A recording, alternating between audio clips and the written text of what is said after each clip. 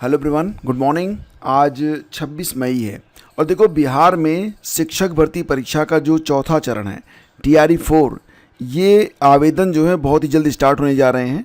जानकारी मिल रही है कि जून के आखिरी सप्ताह में आपके जो आवेदन हैं ये शुरू हो जाएंगे। और रही बात आपकी परीक्षा कब तक हो रही है, तो परीक्षा के बारे में जानकारी मिल रही है कि अगस्त में परीक्षा करवा ली जाएगी। तो एग्ज़ाम आपका अगस्त में करवाया जाएगा। अब यहाँ पर समय आपके पास बहुत कम बचा हुआ है। देखो मई आपकी जो है अब बस समाप्ति की ओर है। आपके पास जून का महीना बचा हुआ है, इसके बाद आपके पास एक महीना है जुलाई का, और हो सकता है कि 10-15 दिन आपको अगस्त मिल जाएं।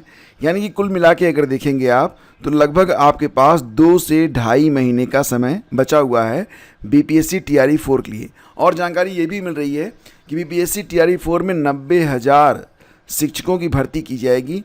इसके बाद भी टीआरई 5 आने वाली है। टीआरई 5 में कुल मिला के लगभग 60,000 पद तो अभी से बताए जा रहे हैं कि रिक्त रहेंगे, लेकिन अगर टीआरई 4 में 90,000 पदों में कुछ पद रिक्त रह गए तो उन्हें भी जो रिक्त पद हैं टीआरई 4 के उनको ऐड किया जाएगा टीआरई 5 में। तो एक तरीके से अगर आप बिहार में शिक्षक बनना चाहते हैं तो डेफिनेटली आपके लिए अवसरों की कमी नहीं है। और फिलहाल अगर देखा जाए तो हाँ, जो आपकी प्रतियोगी परीक्षा है वो थोड़ी सी टफ इस बार ज़रूर होगी, क्योंकि अभी तक जो कुल मिला के लगभग संख्या हो रही है यहाँ पर 5,65,427 शिक्षक ये टीआरई 1, टीआरई 2, टीआरई 3 के माध्यम से जो चयनित हुए हैं। बाकी हेडमास्टर सक्षमता परीक्षा 1 और सक्षमता परीक्षा 2 के माध्यम से ये सारे शिक्षक जो नियुक्त हुए हैं।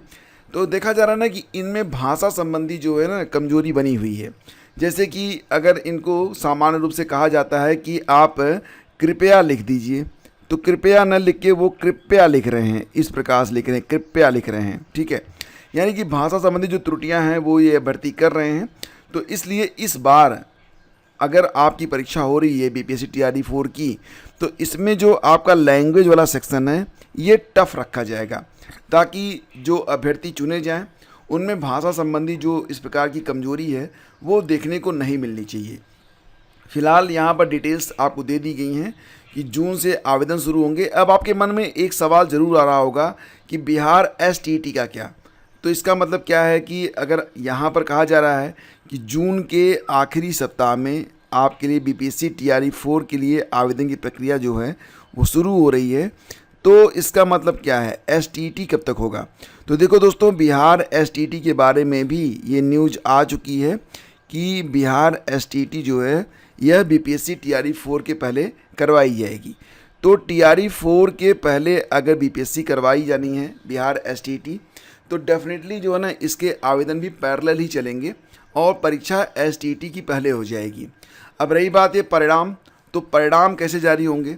मुझे लगता है कि फ़िलहाल जिस प्रकार से यहाँ पर मतलब समय बहुत कम बचा हुआ है, उस समय के मद्देनज़र हो सकता है कि एसटीईटी का जो परिणाम है वो पहले जारी कर दिया जाए। लेकिन इसमें जो लोग सफल होंगे, अगर आगे कुछ त्रुटियां होती हैं जैसे कि रिजल्ट संशोधन या फिर आंसर की पर ऑब्जेक्शन, ये प्रक्रिया पैरेलल चलती रहेगी। लेकिन आवेदन की प्रक्रिया उन लोगों को भी मिल जाएगी, मतलब जो लोग इस परीक्षा में सफल घोषित किए जाएंगे। अब फिलहाल जो अभ्यर्थी हैं उनके लिए तो एक समस्या हो गई है कि वो एसटीईटी की तैयारी करें या फिर टीआरई 4 की तैयारी करें। तो निश्चित रूप से जितना समय आपके पास है फॉर ऑल उतना ही समय बचा हुआ है। और फिलहाल तो मैं आपको यही सलाह दूंगा कि अब आप टीआरई 4 का जो सिलेबस है उस पर थोड़ा सा फोकस करना स्टार्ट करें, क्योंकि दोनों ही परीक्षाओं में काफ़ी कुछ मैच करता है। ऐसा नहीं कि दोनों परीक्षाएं बिल्कुल ईस्ट और वेस्ट हैं, तो ऐसा नहीं है। तो इसलिए आपको थोड़ा सा समय तो देना पड़ेगा यहाँ पर। ठीक है, अब रही बात ये कि अखबारों की माने तो यहाँ पर कह रहे हैं कि टीआरई 4 के माध्यम से राज्य में 90,000 से अधिक शिक्षकों की नियुक्ति की जाएगी। हालांकि इसके बाद भी 60,000 पद जो खाली रहेंगे उन्हें टीआरई 5 के माध्यम से भरा जाएगा। कुल मिला के देखा जाए तो जो नीड है वो 7 लाख शिक्षकों की है। अभी तक जो भर्तियाँ हुई हैं वो 5,65,467 शिक्षकों की भर्तियाँ जो हैं वो की गई हैं। और टीआरई 4 में टीआरई 3 में खाली रह गए 22,000 पदों को भी शामिल किया जाएगा। टीआरई 4 के लिए जून के अंतिम सप्ताह में आवेदन प्रक्रिया शुरू होगी, अगस्त में परीक्षा होगी, सितंबर तक रिजल्ट निकलेगा। शिक्षा मंत्री सुनील कुमार ने बताया कि टीआरई 4 में शिक्षकों की नियुक्ति के लिए रिक्त सीटें बीपीएससी को भेजी जाएंगी। अब देखो बात यहाँ पर ये है कि अगर इसका सोर्स केवल अफवाह होता तो हम मान लेते कि परीक्षा में डिले होगा, लेकिन खुद शिक्षा मंत्री सुनील कुमार ने ये बात कही है, तो इस पर तो भरोसा करना पड़ेगा क्योंकि सिस्टम काम कर रहा है। और आपको बिहार में जो शिक्षक भर्ती परीक्षाएं होती हैं उनकी जो स्पीड होती है उसके बारे में यू आर वेल नोन, आपको पता ही है कि इनका जो ट्रैक रिकॉर्ड है वो काफ़ी अच्छा है, परीक्षा कराने में भी और परिणाम घोषित करने में भी। हाँ, एक बात ज़रूर है कि इस बार का जो पेपर होगा थोड़ा टफ होगा, तो भाषा पर आप लोग अपनी पकड़ बनाइए, क्योंकि जैसे कि असमर्थ को यहाँ पर असमर्थ लिख रहे हैं, तो मतलब ऐसी त्रुटि अगर शिक्षक कर रहे हैं तो सेम ऑन दैट ऐसे जो शिक्षक होते हैं उन पर भी शर्म आनी चाहिए उनको, कि मतलब उनको भाषा का ज्ञान नहीं है। लेकिन अब परीक्षा टफ हो रही है तो इसका मतलब तो भाई ठीक है कि कम से कम जो लोग आएँ वो अच्छे से कम अपनी भाषा तो जानते हो। और सबसे अधिक नियुक्ति गणित, विज्ञान, कंप्यूटर और शारीरिक शिक्षकों की होगी, तो 120 से 200 छात्रों पर 5 शिक्षकों की नियुक्ति की। खैर अभी जो वास्तविक आंकड़ा है ये सामने आया नहीं है। एक बात होता है कि भाग 1 में हिंदी और अंग्रेजी, जिससे भाषा की समझ तय होगी, और लेखन क्षमता, ये परीक्षा ली जाएगी जो पेपर होगा। भाग 2 में विषय आधारित प्रश्न होंगे, ठीक है। तो अभी तक जो पेपर बने हैं बिल्कुल उसी के पैटर्न पर ये परीक्षा भी करवाई जाएगी। पेपर थोड़ा सा टफ रहेगा, बस इतना सा यहाँ पर सारी बातों का निष्कर्ष निकल के सामने आ रहा है। फिलहाल सभी जो अभ्यर्थी हैं जो चयनित होना चाहते हैं वो लोग जो भी उनका वीक पोर्शन है अपना सिलेबस देख लें, और जो कॉमन सिलेबस है उस पर अब फोकस करना वो स्टार्ट कर दें। रही बात ये कि कॉमन सिलेबस क्या है और दोनों में अलग अलग क्या है, तो इसके बारे में एक अलग वीडियो में मैं आपको जानकारी उपलब्ध करवा दूंगा।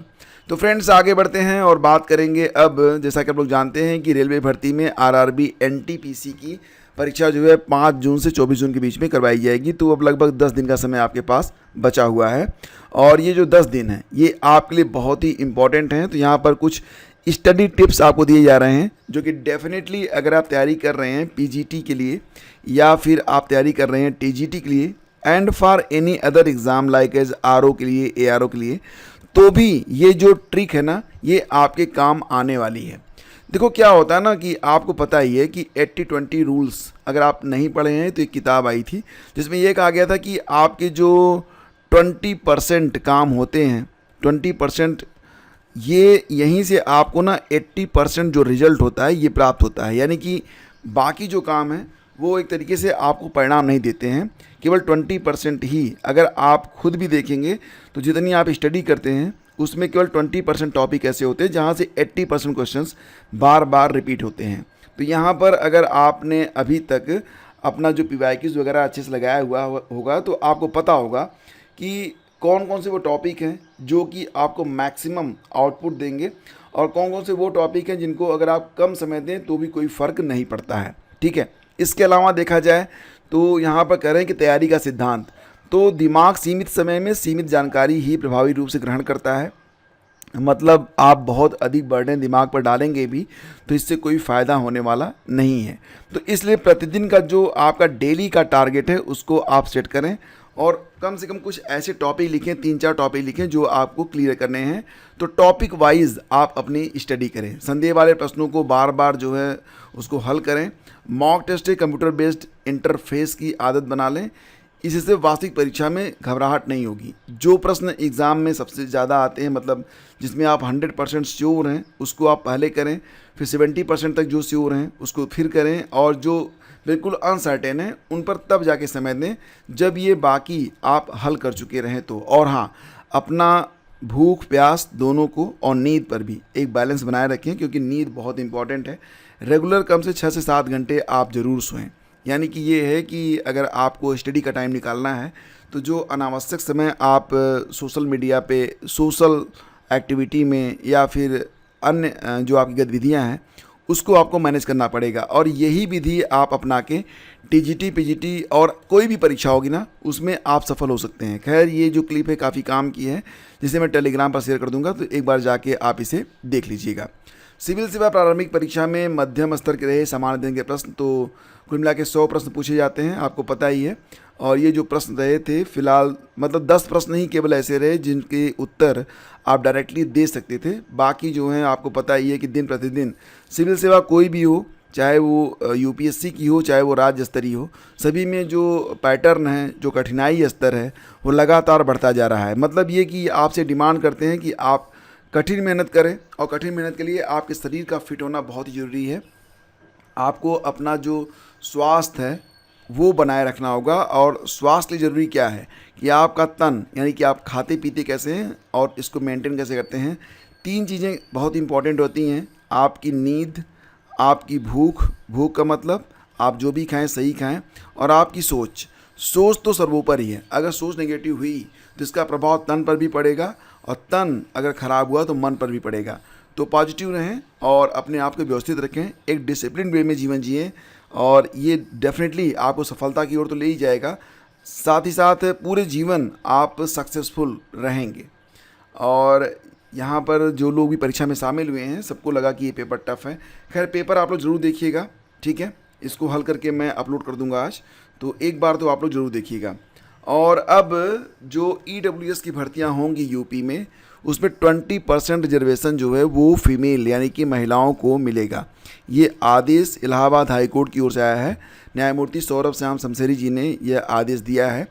फिलहाल ये जो आदेश है ये पुलिस भर्ती 2022 से संबंधित है, जहां पर ईडब्ल्यूएस की कुल मिला के जो सीटें थी 952 सीटें थी, इसमें महिलाओं को मात्र 34 सीटें दी गई थी, और इसी बात को चैलेंज किया गया था हाई कोर्ट में। और अब हाई कोर्ट ने ये कहा है कि यहाँ पर जो हॉरिजेंटल रिजर्वेशन होता है उसके अंतर्गत 20% सीटें जो हैं वो महिलाओं को, फीमेल को दी जानी चाहिए थी। कोर्ट ने इसे गलत ठहराते हुए कहा कि ईडब्ल्यूएस की सीटों में महिलाओं के लिए 36 आरक्षण अलग से लागू होना चाहिए।